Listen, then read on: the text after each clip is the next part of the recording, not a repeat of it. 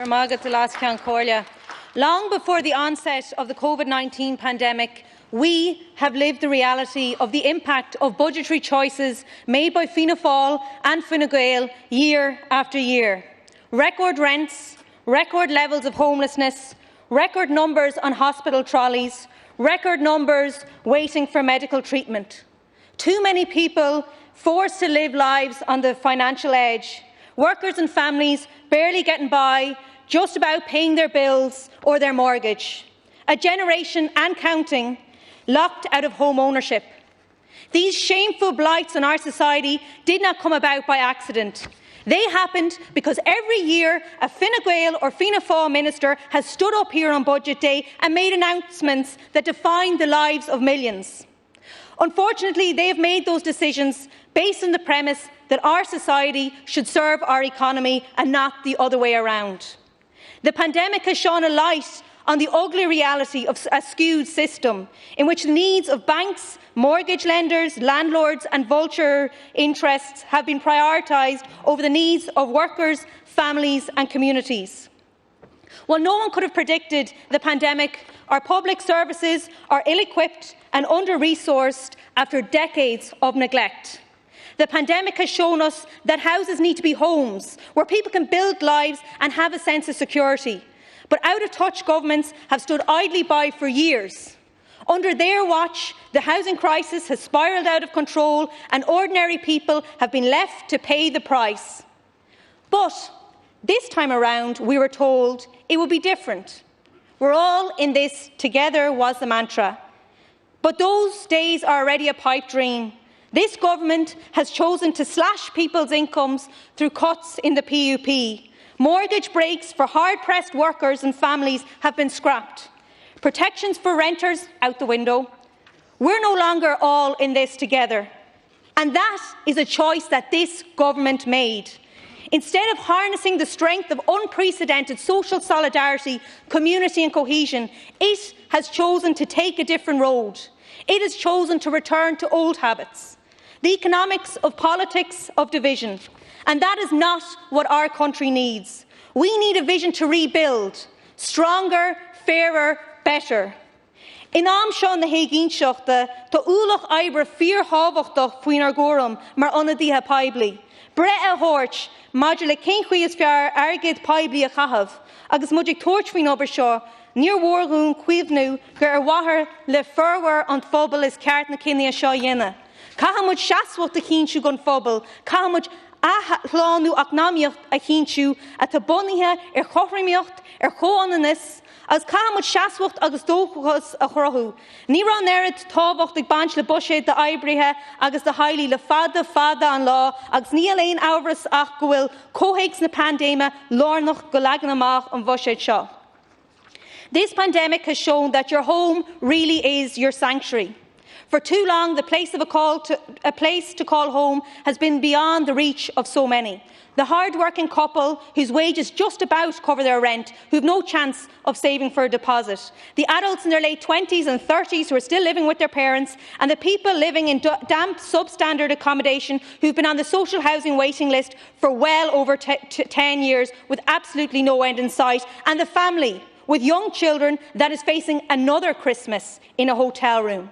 Since March, we have all spent more time at home. For some, it's become our new home office. For others, it's been a place to cocoon. But the damning reality is that for many, their home is their greatest cause of concern. The fear of not being able to meet your mortgage repayments since the government refused to ensure an extension of the mortgage break. The worry that your landlord will issue you with a notice to quit, or that the damp and mould really is affecting your child's health. In this great time of instability, we have never needed the security and the stability of a home more. However, once again, the government has failed to grasp the magnitude of this crisis. It is indifference, ignorance or incompetence, or is it all three?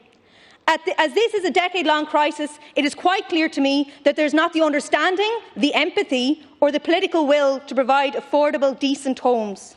Fine Gael has presided over the largest increase in homelessness in the history of the state, with almost 9,000 people are homeless. This should send shockwaves through the Cabinet, but it clearly doesn't, as target after target is not met.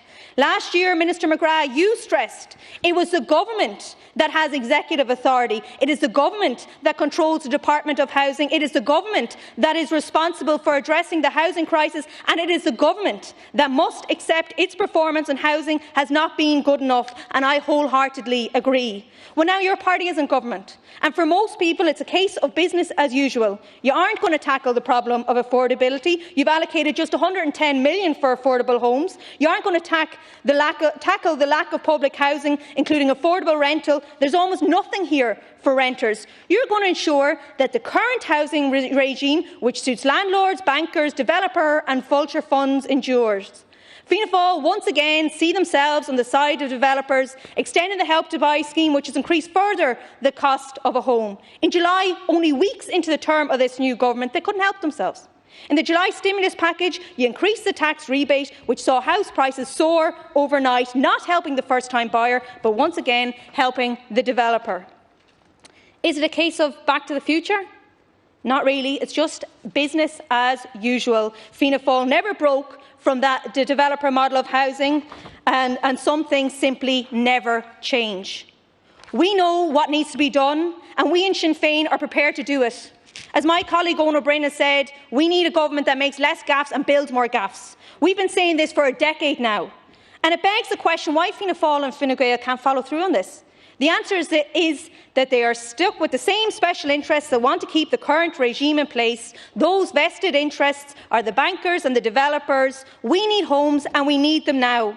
A Sinn Féin government would deliver the largest public housing programme in the history of the state. In 2021, we would deliver 20,000 social and affordable homes, and Minister, that is what is needed. We would deliver 4,000 affordable purchase homes, which would be sold for €230 or less, and finally giving young families a chance to grow their family in their own home. We will bring in 4,000 affordable cost rentals, which is absolutely necessary, meaning that those whose incomes just about pay their rent finally have some disposable income to enjoy life again and put some vital funds back into local businesses and back into the local economy. The government has failed to meet its targets. We have not seen a single affordable or rent-to-buy unit delivered via any central government scheme this year. Despite 6,000 being promised, the Minister has failed to even deliver his promised plan on affordable housing. Affordable units are being promised here in 2021, but it just simply doesn't cut it. This represents 6,000 less homes in 2021 than what we provided in our submission. We would deliver 12,000 social homes. The scandal of housing waiting lists needs to be tackled urgently for those who have been waiting too long for a place to call home. 9,500 social homes are promised here today, yet you failed to deliver on 91% of this year's targets. And this 9,500 announcement represents a pitiful 593 extra real social homes above the existing commitments for 2021. And this is a kick in the teeth to the tens of thousands of people languishing on social housing waiting lists. There's no additional service sites funding for councils to deliver homes on public lands, and it falls short of what is needed, and once again just shows how out of touch this government is. And what does this budget do for renters?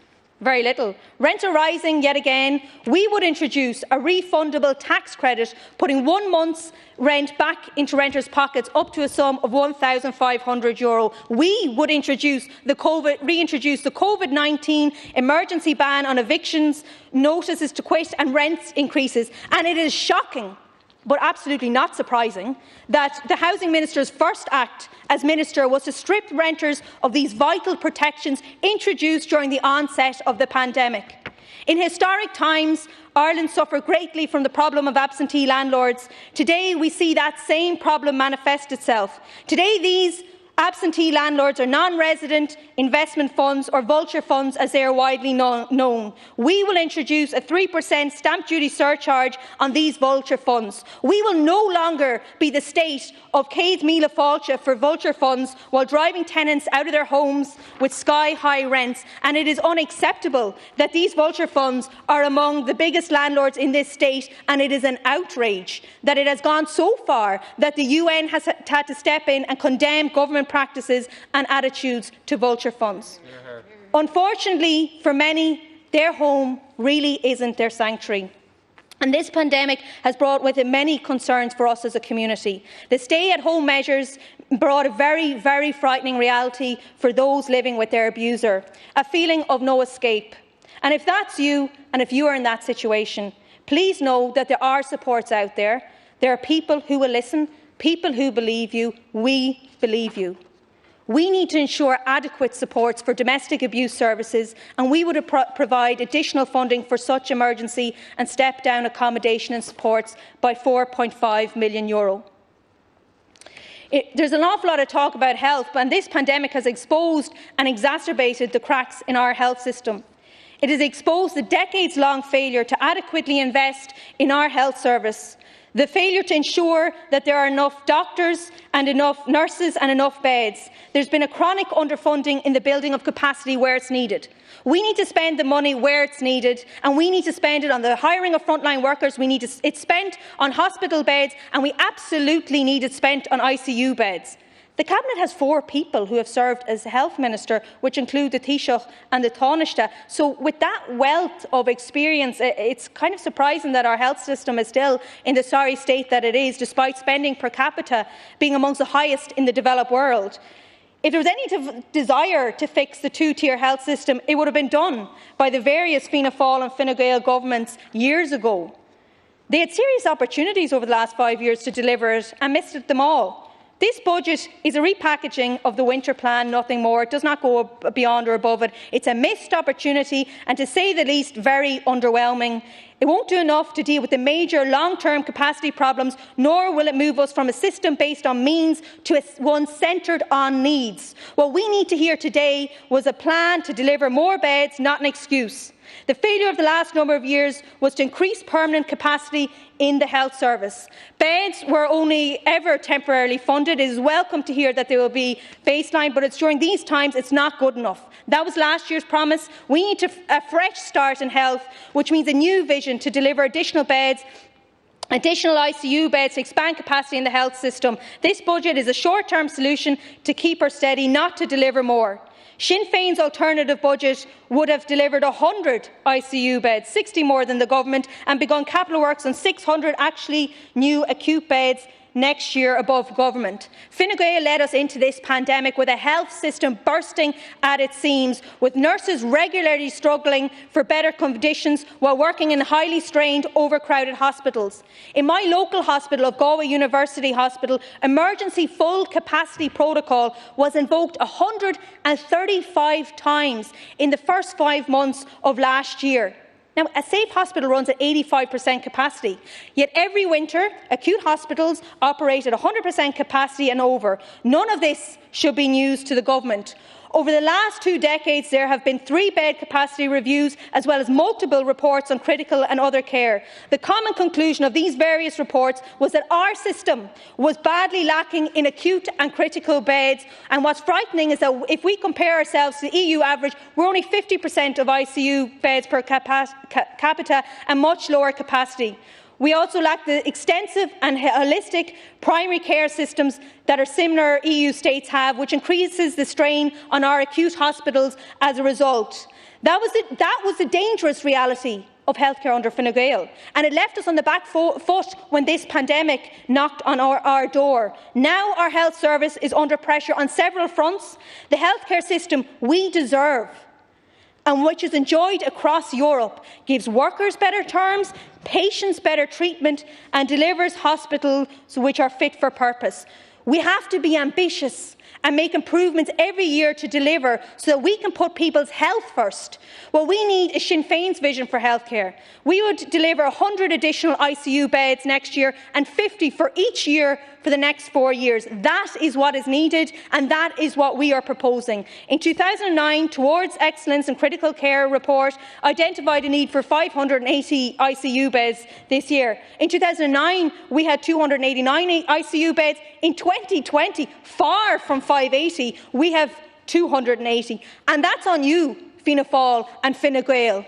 Now you are promising us that we will have 321 by the end of 2021. That's not enough, nor is it the promise likely to even be fulfilled. We needed 580 by the end of the year, and 321 simply doesn't cut it. What we need is more acute beds next year to protect surge capacity and remove reliance on trolleys. We would hire 2,500 additional staff to fill vacancies, relieve the burdens on existing staff and achieve safe staffing levels. Nurses, consultants and doctors. We would resolve the issue of pay inequality, which continues to hamper recruitment of specialists. We would fully fund the National Cancer Strategy and the National Cancer Control Programme, and we would also add 10 in additional funding for the catch-up of delayed screening and diagnosis. We would also provide an additional 12 million to deliver on the National Cervical Screening Programme, screening laboratory. Our vision for universal healthcare is in line with other European states. It sees healthcare as a human right, not a privilege. It is something to be delivered on the basis of needs rather than means. And we've heard talk, and I know my colleague Pearse Doherty mentioned people with disability and their carers and how they have suffered this year and how they've suffered disproportionately this year, and they feel like they've been absolutely forgotten in this crisis. They have stood outside this building telling their very, very personal stories of the impact this pandemic has had on their daily lives. We have heard how their lives have been turned upside down, how the fantastic developments they have achieved thanks to their hard work in day services have regressed over the course of this year. Heartbroken families telling of the distress their loved one face at not being able to go into their beloved day services. These are not just services for these families, these are lifelines. We have listened to their hardship, but listening is not enough and action is needed. Now, the government's plan of 100 million for this sector, while welcome and is in terms of a step in the right direction, still falls short of what is needed. Citizens with disabilities should never again feel like they have been forgotten by anyone, and they especially should never feel like forgotten by a government. Now, I have to say, one thing that I noticed in this is that I haven't heard a lot of talk about the childcare sector, which I have to say I'm absolutely astounded at, and it's absolutely no wonder, I suppose, because it seems like nothing's been done. And we know that childcare costs are like a second mortgage, and it regularly means that parents have to sit down and make a decision on who can go to work and who can't. And more often than not, that affects women disproportionately in terms of the workforce. A new model for childcare is needed. Childcare providers struggle to keep their doors open. There are approximately 4,500 of these providers in this state, and for many their business has become unsustainable without any real support from government. These SMEs, which not only provide childcare in the remote and rural areas, they also provide jobs in places where there's little alternative employment. They can't keep their doors open. Childcare workers, all 27,000 of them, are some of the most highly skilled workers, and they get paid a pittance. And it is clear that the current model of childcare provision in this state is failing everybody. The measures outlined in this budget has failed them yet again. It will do nothing to turn it around. There are no measures for fee reduction, no fund to help providers keep their doors open, and no recognition for workers in terms of increases for them. Sinn Fein, unlike this government and those preceding it, has a plan for childcare workers, for the childcare sector, one that delivers for parents and the workers. Over the course of 2 budgets, we would cut the costs for parents by 2/3. We would do this by having the state take on the wages, implementing and ensuring sustainability. We would immediately increase the pay of childcare workers to a living wage of $12.30 an hour. We would introduce a sustainability fund of 124 million for childcare providers to ensure the sector remains viable into the future. And for those who say that is impossible, that we can't afford it, and that it's all just wishful thinking, remember that when Ireland first planned to launch free secondary school education in the 60s, we heard these exact same arguments. Yet I would think I'd find it really hard to find anyone in this chamber who would now argue to abolish that. The reality is that the naysayers lost out, and the state and our people have been all the better for it. Early childhood education plays a crucial role in children's development, and this plan and this vision of for the childcare sector is needed for the parents struggling to pay the childcare fees, the providers trying to keep the doors open, the underpaid workers, and most importantly for the children. Speaking of SMEs, we've heard the VAT reduction, and I absolutely welcome the VAT reduction for the tourism and hospitality sector from 13.5% to 9%, and this is needed. But see 9% to nothing. It's still nothing. What this sector needs is cash being spent in their businesses now. We would introduce a tourism and hospitality voucher to every adult and child worth €200 and €100 respectively, and this would inject much needed cash into the sector. Now, they say that imitation is the most sincere form of flattery, and yet this government tried to imitate this scheme but somehow made it more aggressive. And I note that it hasn't been mentioned here today. Young people, a lot of them working in this sector, have been absolutely hit really hard, and youth unemployment now stands at 37.8% when we include those in PUP.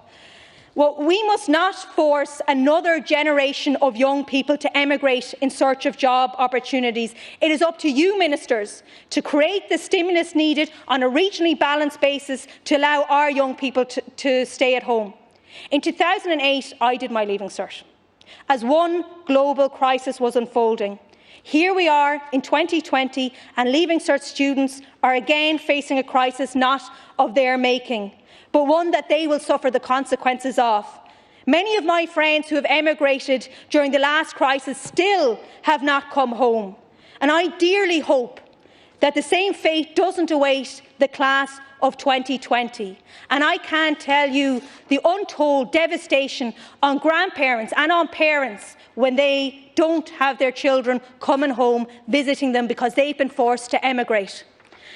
In terms of public sector pay, our frontline workers, and we've heard all great things about our frontline workers, but they deserve more than claps and platitudes. The Public Service Stability Agreement is due to run out at the end of the year. Claps don't put bread on your table, and they don't help to keep a roof over your head. This government has regularly said that we are indebted to our public sector workers. Well then, it's time to put your money where your mouth is and reach a fair deal that not only recognises the pain that they have suffered since 2008, but the heroics that they have performed since the onset of COVID-19. Minister, we need a new collective pay agreement, one which brings about real pay equality in our public service, pay parity for Section 39 workers, not just those who fell under the terms of the WRC agreement. This budget has done nothing on any of these fronts. We would bring the immediate equalisation of pay grades for post-2011 public sector workers with their pre-2011 colleagues. We would bring the pay parity of Section 39 workers, and Section 39 workers are all too often forgotten by the government. However, I tell you,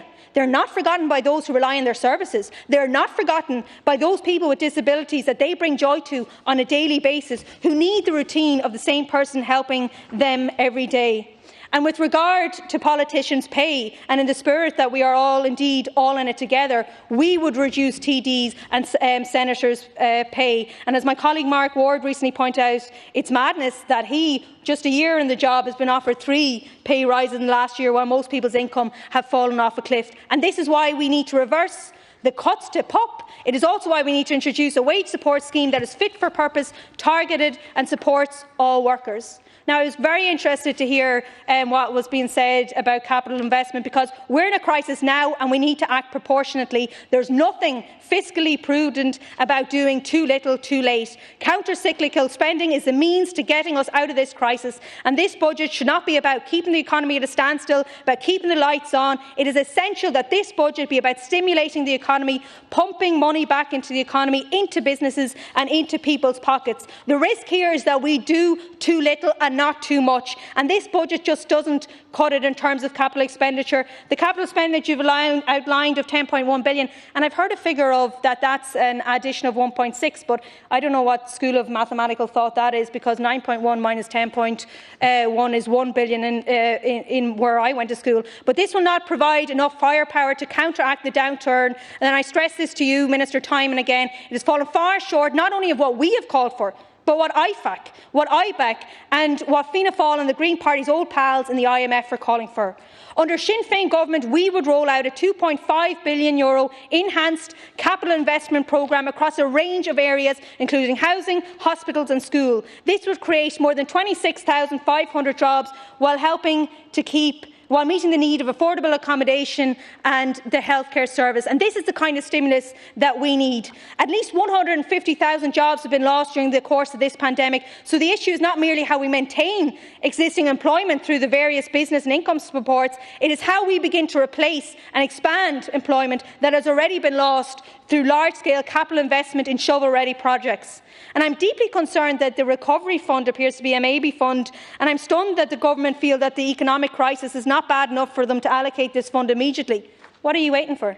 Jobs are being lost, businesses are being closed, and people are in significant rent and mortgage arrears. Now is simply not the time for wait and see. Another issue of concern is that the budget you've laid before us is not only anti-rural Ireland by increasing the cost of an average person of operating a car while cancelling bus routes, it represents an attack on rural Ireland. These policies are neither green nor rural. This government seems committed to casting rural Ireland adrift. You had the opportunity to rebalance the scales from the beef barons to the ordinary farmers, and this is what was committed in the programme for government. This government commitment to protect and enhance incomes and livelihoods of family farms, it was meant to be a key objective of this government. The suckler farm was left behind in the July stimulus, and this budget represents nothing other than outright abandonment. Sinn Fein committed in our budget proposal to protect the Irish family farm as a way of life. We propose front-loading payments at €300 per cow in a new suckler scheme with lower payments after the first 15. We committed funds to the Natural Reserve Fund to help give young farmers a start, and we committed to areas of natural constraint to support the less intensive farming this government claimed to support. These policies represented a bold vision that would have provided rural Ireland with a bulwark with which to face the uncertainty of Brexit and the ongoing situation with COVID. The people of rural Ireland will not be served by this budget. So not only are the people of rural Ireland and us all facing the crisis of COVID-19, we are facing the crisis of a no-deal Brexit. There is no Brexit which could be good for Ireland. The British government, with their highly provocative internal market bill, has already threatened to tear up an international agreement and commitment that they entered into. Britain's lax attitude to international law should be of no surprise to us here in Ireland. Their actions threaten the livelihoods of those in the border communities and the agricultural sector, which will have knock-on effects on the wider community. We believe that at least €1 billion will be needed should Britain exit the EU without a deal in order to support sectors and regions most directly impacted. We need clarity from the Minister on how much of the Recovery Fund will be allocated to the Brexit Contingency Fund. It's been said that you should never let a good crisis go to waste. So let us not miss this opportunity to reimagine what this country could be and the role of the state in making it. Should the role of the state be relegated to merely correcting market failures, as those from the cosy neoliberal consensus think? Or should it have grander ambitions? Should it seek to harness the power and resources it has at its disposal to tackle the burning issues of our day? Should the state take a more active role in addressing income and wealth inequality? Should it take a more active role in providing access to housing and healthcare based on need rather than means? Should it seek to create shape and drive markets rather than just fixing them? To all those questions we answer yes. For those who may have looked as the government announced their budgetary measures and thought, how will any of this help me? Believe me, I sympathise. This was a budget that was bereft of ideas, bereft of ambition, and more than that, it was bereft of an overarching vision. It was characteristic of a government that has been beset by chaos and whose main priority has been damage limitation. The parties of the Civil War, who have for so long taken turns governing the state, now find themselves in a position where they must enter coalition with one another. But even these two old beasts of Irish politics, working in tandem, show that they don't have the vision, the ambition or the drive to rebuild the new Ireland that we so badly need. Today, almost a century since the island was partitioned and the Free State was born, a new chapter in Irish political history is ready to be written. The bad news is that today's budget does nothing for ordinary workers and families, but the good news is that you shouldn't lose hope. We in Sinn Fein have the policies, the politics and the people to rebuild Ireland united, fairer and better.